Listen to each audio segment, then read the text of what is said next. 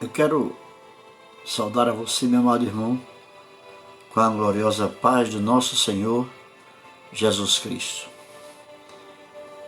Esse é um momento que Deus me coloca em meu coração de fazer uma reflexão com o Evangelho, os tempos que estamos vivendo de pregação do Evangelho. E me veio à mente o conselho de Paulo a Timóteo, na segunda carta, capítulo 2, 2 Timóteo, capítulo 2. Eu queria ler apenas uns 4 versículos para uma rápida reflexão antes de irmos para a cama. O título dessa leitura aqui na minha Bíblia Shed, diz assim: os estímulos ao combate da fé e do sofrimento por Cristo. Esta palavra sofrimento por Cristo parece que não é uma palavra bem-vinda em nossos dias, porque ninguém quer sofrer por Cristo. Qualquer dor corre sem o socorro. Se a dor não passa, lamenta. Se ela intensifica, murmura. Foi assim o povo no deserto. Mas Paulo chama Timóteo e diz assim: tu, pois, filho meu, fortifica-te na graça que há em Cristo Jesus. E o que de minha parte ouviste através de muitas testemunhas, isso mesmo transmite a homens fiéis e também idôneos para instruir a outros. Participa dos meus sofrimentos como bom soldado de Cristo Jesus. Nenhum soldado em serviço se envolve em negócios desta vida, porque o seu objetivo é satisfazer aquele que o arregimentou. Igualmente, o atleta não é coroado se não lutar segundo as normas. Veja o chamado de Paulo a Timóteo. Se fosse a mim ou a você, sofre comigo as aflições do Evangelho. Alguém quer sofrer? Não quer. Mas, queridos, Jesus não prometeu vida boa para ninguém. Jesus não prometeu um mundo de paz, um mundo de alegria, um mundo de satisfação. Não. Ele disse: eu tenho-vos dito isto, para que em mim tenhas paz. No mundo tereis aflições, mas tem bom ânimo. Eu venci o mundo. Ele venceu para nos dar paz. Uma paz não aqui, como bem disse Paulo. Bem falou Paulo, a graça que vem de Deus, a graça que vem dos céus. Quando Paulo, em um dos seus sofrimentos muito grandes, um espinho na carne atormentava Paulo, um mensageiro de Satanás. Mas por que Deus permitia? Por que Deus permitiu? Muitas vezes as lutas vêm para que não nos gloriemos no que nós possamos ou pudemos ou fizemos. Então Deus permite, e como disse a Paulo, e Paulo declara: 3 vezes eu orei, 3 vezes, mas Deus não respondeu. E quando Deus respondeu, diz assim: Paulo, a minha graça te basta, porque o meu poder se aperfeiçoa na fraqueza. Ou seja, o poder de Deus na minha vida se aperfeiçoa quando eu estou fraco. O poder de Deus na tua vida se aperfeiçoa quando você está fraco. Disse Deus: o meu poder se aperfeiçoa na fraqueza. Amados, qual era o sofrimento de Paulo? Paulo, na carta aos Efésios, capítulo 6, versos 20, Efésios 6, capítulo 2, deixa eu ver bem direitinho aqui, Efésios 6, capítulo 2 e verso 20, diz assim, aleluia,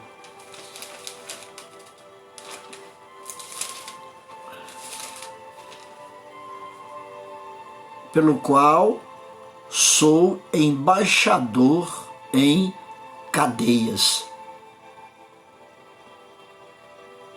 para que em Cristo eu seja ousado para falar como me cumpre fazê-lo, embaixador em cadeias. Se Deus desse a oportunidade de você ser embaixador, você queria ser embaixador num país aí, com regalias, mordomias, suítes caras, é embaixador do reino de Deus. Mas Paulo foi embaixador estando em cadeias. Leia Efésios, capítulo 6, verso 20, 6 e 20. Vamos ler do verso 17.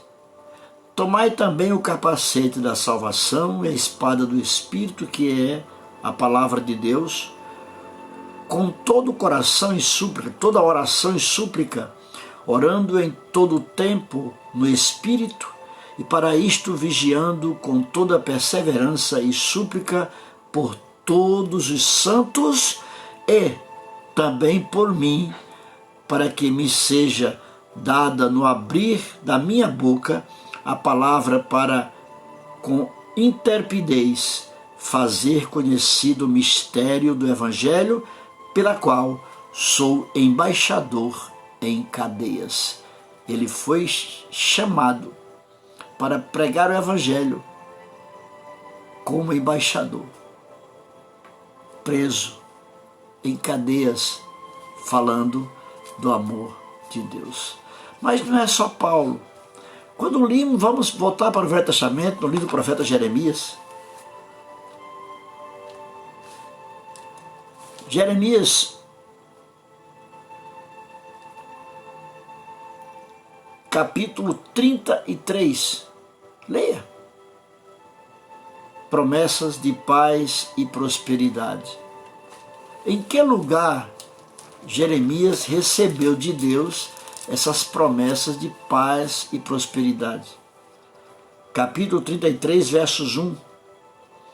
Veio a palavra do Senhor a Jeremias, segunda vez, estando ele ainda encarcerado no pátio da guarda, dizendo: assim diz o Senhor que faz estas coisas, o Senhor que as forma para as estabelecer. Senhor é o seu nome. Ele faz estas coisas. Ele falou a Jeremias estando pela segunda vez ainda encarcerado. Ele falou a Ezequiel estando preso junto ao rio Quebar. Ele escravo preso junto ao rio Quebar.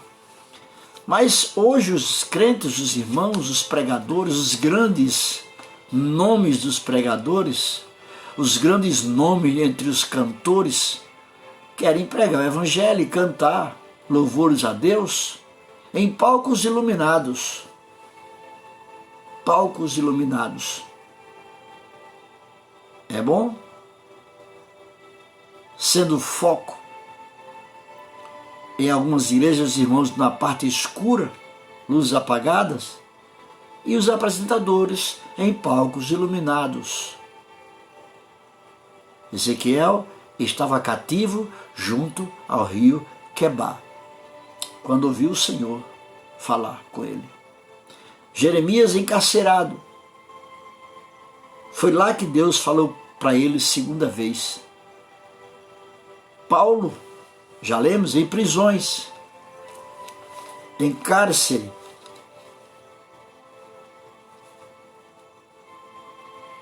E lá Deus foi falar com ele.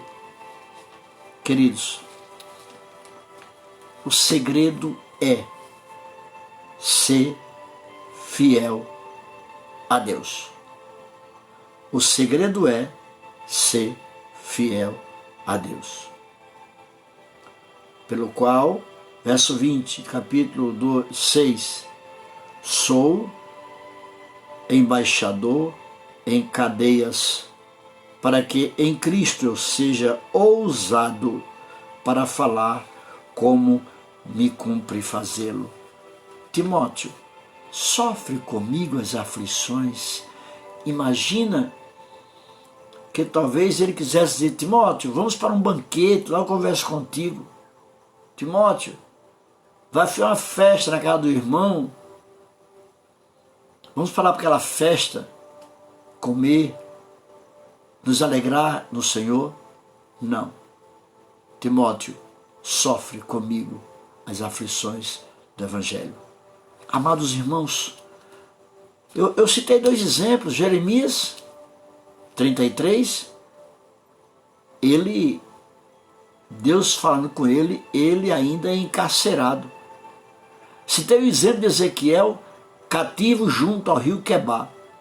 E Paulo aqui, ainda em prisões, mas recebendo orientação de Deus para a pregação do Evangelho. Desta feita, amados, não podemos lamentar. Eu não sei como é que está vivendo, muitos missionários estão aí em países outros comunistas, sofrendo perseguições, vendo irmãos serem mortos. Queridos, quantas vezes nós oramos e Deus não atende? Você sabe por que Ele não atende? Porque Ele tem propósito. Todas as coisas têm um propósito de Deus. Jonas foi chamado para pegar um navio e ir para Nínive. Jeremias chamado para profetizar o cativeiro babilônico. Ezequiel, os muros estavam quebrados, precisavam reconstruir.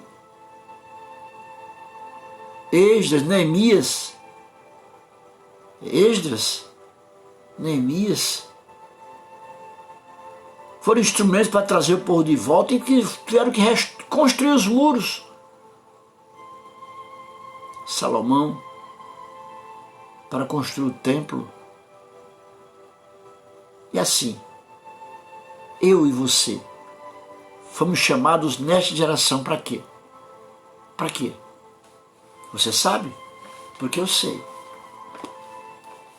Deus disse ainda na minha infância, Marcos,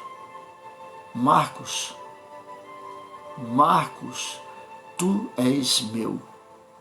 Ele disse a mim, e eu lembro como se fosse hoje. Lembro eu correndo para os braços de meu pai, assombrado com aquela voz, dizendo que eu era dele. E meu pai orou e disse para mim, Deus quer falar com você. E Deus falou. Disse, tu és meu. Papai se alegrou, mamãe se alegrou, foram orar agradecendo a Deus. E eu estou aqui. Já passei por tantos reveses, tantos desenganos, tantas cirurgias. Fui cortado mais de 5 vezes.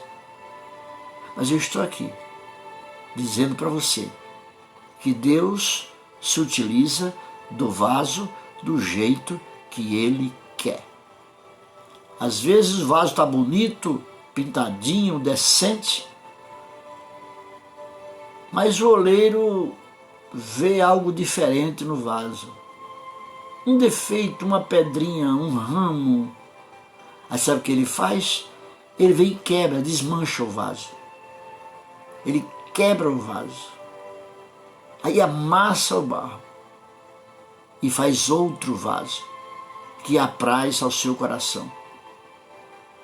Nós somos instrumentos na mão de Deus. Eu tenho muitas vezes pregando, quando eu vejo um violão, um cavaquinho encostado na parede, não tem tocador, e eu começo a meditar. Eu sou aquele instrumento. Quando chega o exímio tocador, quando chega o Espírito Santo em mim, ele pega e toca, e dos meus lábios sai a melodia que o tocador deseja. Esse tocador chama-se o Espírito Santo de Deus, que Deus envia para falar conosco, para nos consolar. Consolar. Jesus disse: eu vou para o Pai, mas eu rogarei ao Pai e Ele vos dará outro Consolador para que esteja convosco. Mas eis que eu também estou convosco todos os dias. Só nos dias bons não, todos os dias. Até nos dias maus, Ele está conosco. E até a consumação dos séculos. Que o Senhor possa te abençoar. Eu não sei por qual encarceramento você está passando. Encarceramento emocional, encarceramento conjugal, encarceramento familiar. Não sei. Mas eu quero te dizer uma coisa. O conselho de Paulo a Timóteo: sofre as aflições do Evangelho e sofre-as como um bom soldado. Um bom soldado que não tem de que se envergonhar, que milita como se militasse para o patrão.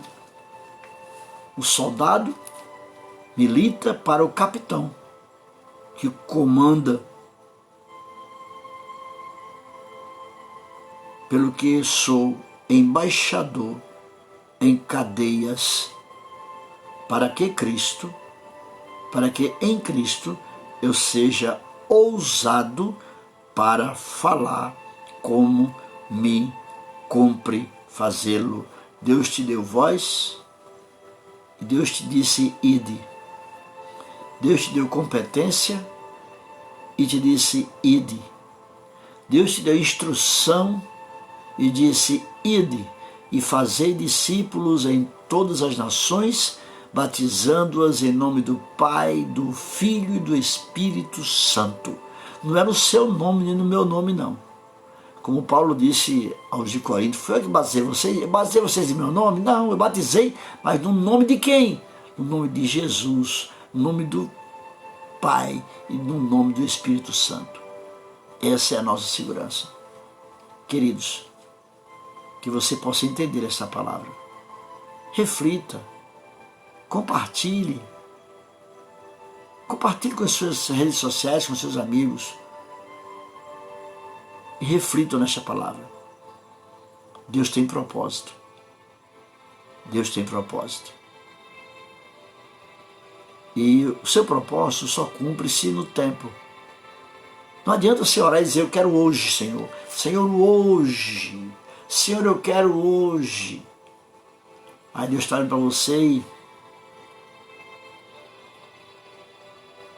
Eclesiastes 3. Tudo tem um tempo determinado e há um tempo determinado para todo propósito debaixo do céu. Aquilo que Deus reservou para você há um tempo determinado. Aquilo que Deus disse que ia te dar há um tempo determinado. Aquilo que Deus disse que vai fazer com você não é hoje. Há pregadores que na sua eloquência até fere o coração de Deus, fere os desígnios de Deus, e isso é perigoso. Hoje Deus vai fazer. Não diga isso. Não diga porque você não sabe. E nem tudo Deus revela. Nem tudo Deus revela. Há fatos que Deus reserva só para Ele. Veja a expressão de Jesus quando os discípulos perguntaram: quando será que aconteceu o dia do arrebatamento? Olha, ninguém sabe. Só o Pai. Eu não sei, sou filho. Os anjos do céu não sabem, só o Pai sabe. Então, queridos amados irmãos e irmãs, firme, constante, sempre abundante, na obra do Senhor, sabendo que há galardão, e procurando compreender a vontade de Deus. Imagina a vontade de Deus que Paulo fosse um embaixador numa cadeia. A vontade de Deus. Imagine Deus permitindo, vontade dele, que Jeremias fosse embaixador encarcerado. Imagine Deus querendo Ezequiel junto do rio Quebar, exilado. Deus faz assim. Deus trabalha para confundir as sábias, os tolos para confundir as sábias, o que não é para confundir o que é. Muitas vezes tem um líder tão poderoso, um pregadorzão, um pastorzão de grandes igrejas tão poderoso, milhares de membros, mas Deus não usa, Deus de repente não quer usar ele para um mistério. Aí usa a irmãzinha lá do banco. Eu sou testemunha disso. Eu era jovem na igreja, quando eu me criei na Assembleia de Deus. Eu era jovem. E tinha uma irmã que diziam que era ela louca. Porque quando os pastores estavam pregando, alguns estavam falando mistério, ela vinha e desmentia. Houve ocasiões de tirarem ela da igreja, rebocarem lá para fora. Mas um dia ela disse uma mensagem e cumpriu-se. Havia um grande pastor e ela chegou perto dele e disse assim, ele estava no púlpito e ali embaixo, ela disse: hoje Deus vai tirar a mente, sua mente. Tinha outros pastores e ela foi bem incisiva. Aí voltou dizendo: Deus vai tirar a mente de alguém aqui nesse púlpito. Não deu outra. Depois do culto, o pastor não sabia mais onde era a sua casa, não conhecia mais seus filhos, não conhecia mais sua esposa, não conhecia nem seu carro.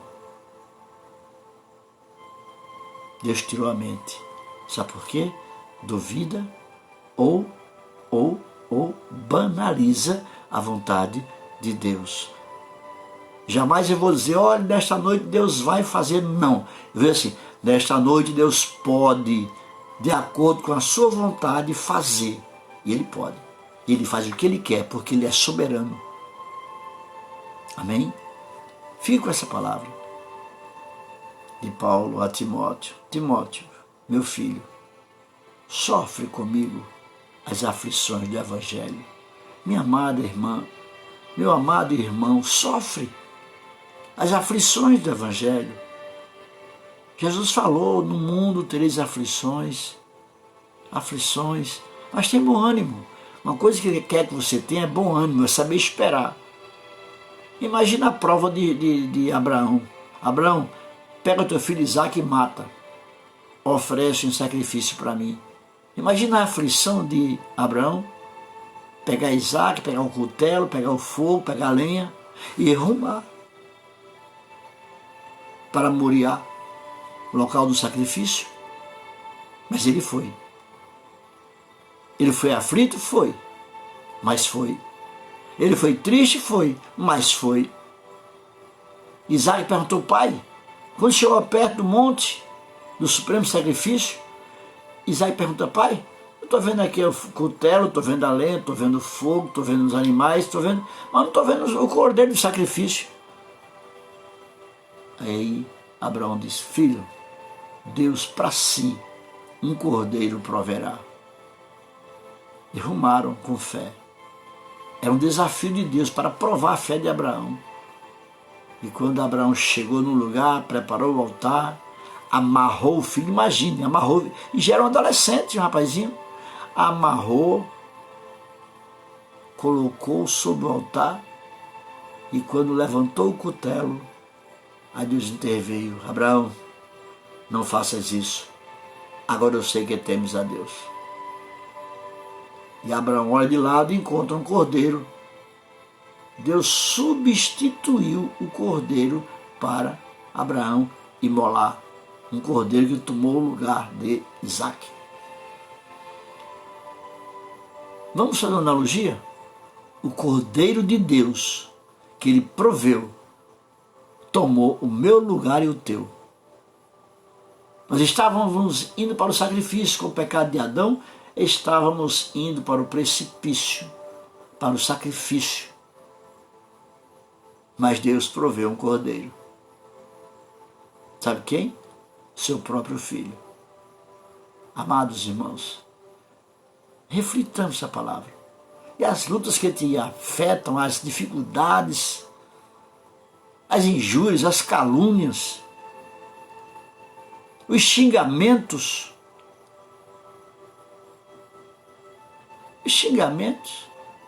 as pessoas incompreensíveis, rixosas. Levanta a cabeça, prossegue. O caminho para o céu, ele passa pelo Calvário. Nós estamos no caminho para o céu, porque passamos pelo Calvário. Só que Jesus passou em nosso lugar. Ele tomou as nossas dores, levou sobre si. Nós, diz Isaías, reputamos como ferido de Deus, mas ele, como um cordeiro mudo, foi levado ao matadouro e não abriu a sua boca. Creamos, recebamos essa palavra, que Deus nos ajude, nos dê graça. Pai querido, obrigado por essa palavra. Yeshua, obrigado por esta palavra que alimenta, essa palavra que fortifica os tutanos, e assim ficamos fortes para a caminhada rumo à cidade santa. E nós queremos, Pai, que muito breve Jesus virá nos buscar e nós adentraremos neste céu contigo. É assim que eu te oro. Dá-nos força,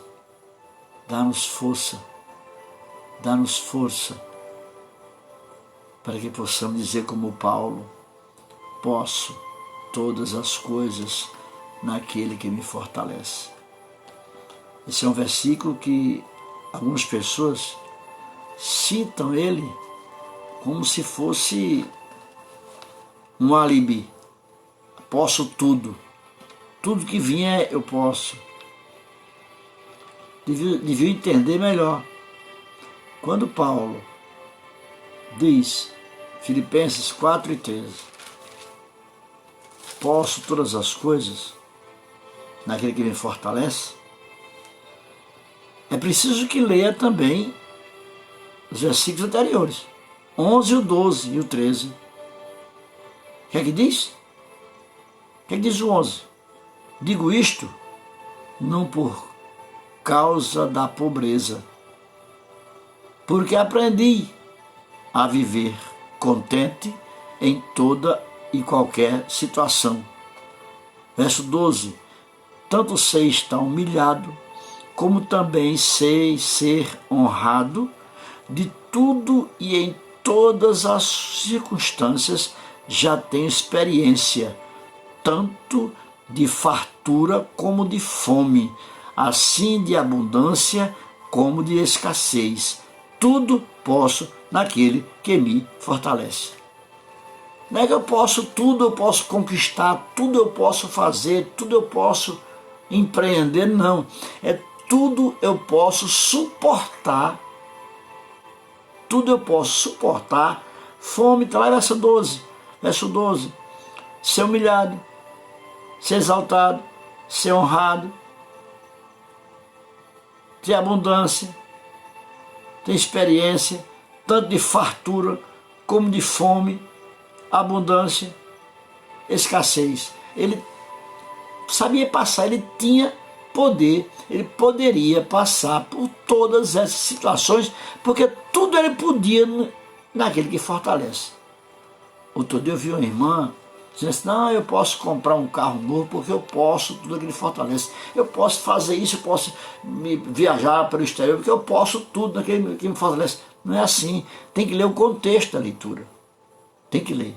Quando lê o capítulo, versículo 13, o capítulo 4 e verso 13 de Filipenses, leia do 10 em diante. Aí você vai encontrar por que ele dizia assim. Amém?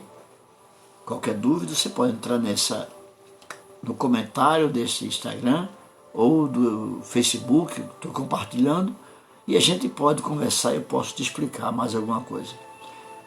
Fique com Deus. Pai amado, muito obrigado pela tua palavra, pela tua graça, pelo teu poder, pela tua misericórdia. Ajuda-nos, Pai, para que possamos viver esta palavra, mesmo em prisões, mesmo encarcerados, mesmo perseguidos, mesmo maltratados, possamos levar, possamos viver, possamos suportar as aflições, mas sabemos que a tua graça é derramada em nossos corações e assim a tua graça nos basta. É assim que eu te oro e te agradeço em nome de Jesus. Curva a cabeça. Que o grande amor de Deus, que a graça do nosso Senhor Jesus Cristo, que as nossas consolações e a comunhão do Espírito Santo seja com todo o seu povo, desde agora e para sempre. Todos dizem amém. Fica em paz, fica com Deus, suporta as aflições, milita como um bom soldado que não tem de que se envergonhar. As aflições, as ignomínias, as perturbações, deixa para lá. Deixa o insensato e vive. Os insensatos aparecerão ao teu redor, mas deixa os insensatos e vive. Deus te abençoe, Deus te guarde. Amém?